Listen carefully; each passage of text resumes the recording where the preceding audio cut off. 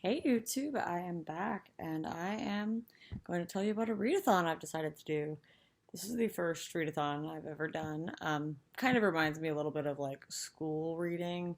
So I hope I enjoy it. I didn't mind having to read assigned things in school, but I'm more considering it of like it's motivating me to read maybe some books I haven't tried reading before or just to give me a little bit of direction in my reading. So without further ado, I am doing the self-care readathon, and I can think of nothing more that I need right now than some self-care.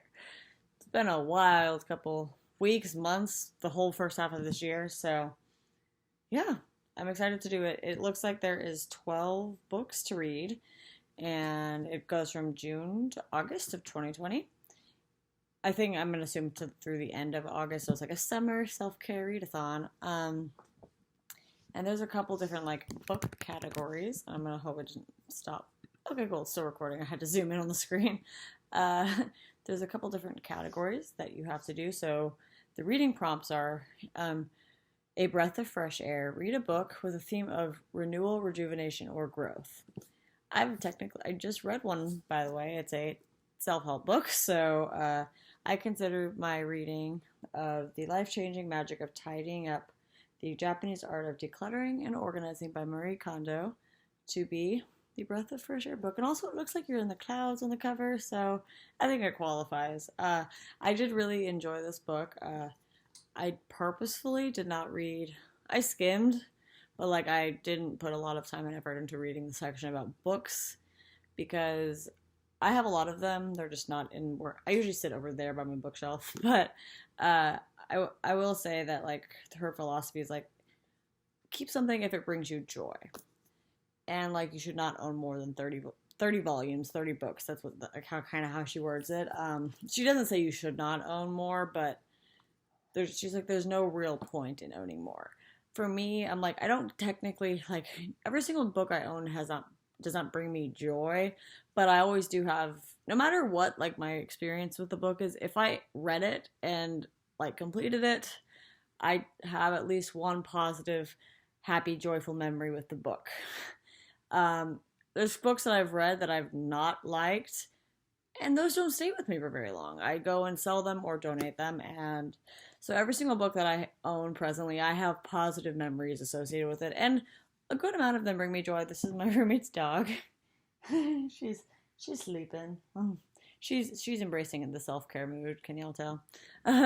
So yeah, I basically was like, I didn't really want to read that section because it was probably going to make me mad. So I skimmed through it so I could get the full point of the book.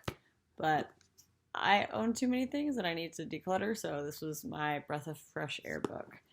I'm gonna kind of just read through the rest of the prompts. I didn't mean to go that into detail about that book, but the next prompt is dance like nobody's watching. Read a book that reminds you of your favorite song.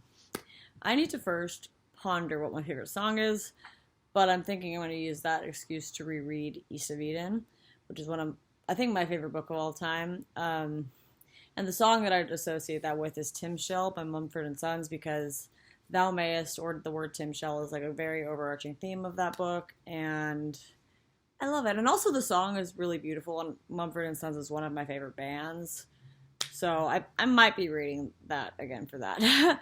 The next book prompt is Laugh Out Loud. It's a read a humorous book. The next book prompt is Phone a Friend, so read a book featuring friendship. Scent memory. Read a book that reminds you of your favorite scent. Unplug. Read a book set in a time without advanced technology. The next book category is Kiss the Cook, so read a book about love and cook or eat a dish that reminds you of it. I am not a huge romance reader. I might read a book with a character that's a cook, but I can, and I do love cooking though, so I might like just pick a really nice audiobook or something for that I can just, every time I cook, I will listen to it. Something like that. That might be how I do it. So that's exciting. Nap time. Read a book with a dreamy cover. The book I'm picking for that, because I'm about 30% of the way through it, is The Wind Up Bird Chronicle. All of Haruki Murakami's book covers are beautiful. This one's like an old used book. It came from a library or something like that, but I still think the cover is beautiful and uh, quite dreamy. The sky is pretty. There's a upside down bird. It literally says dreamlike and compelling. Murakami is a genius. So I think that counts. I will be reading this. I like it so far. I'm probably going to do a whole video on Haruki Murakami at some point, but because I have some things I'd like to say, but I do like this book so far.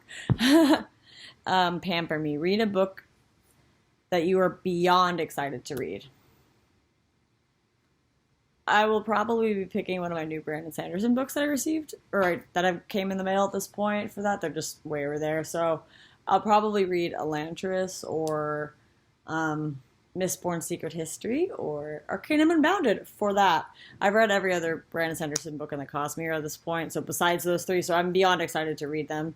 So I'll probably use one of those books as the Pamper Me book because I'm beyond excited to read it. Inner Peace. Read a book you are... Oh, sorry. I can't read. Pair a book you are reading with relaxing ambient sounds. I have like such strong emotional connection between a book series of mine that I've read and the Watermark soundtrack by Enya, which I consider it's like the new age music, and that's a very there's a lot of ambient sounds in that book, so I might just pick up that book series again. I've now reread it like 12 times in my life. It's the Pendragon or Travelers series. So the first book is Merchant of Death. It is technically like I think middle grade, but I think everybody should read it. It's amazing, and if I listen to that album to this day, I think of those books and I basically reread them every single time. It's a perpetuating cycle at this point. Snuggle Bunny. Read a book while cuddling your favorite pillow or blanket. I don't really know which book will make me feel warm and cuddly inside, but I might just read something happy and white, or not happy necessarily, because I don't like...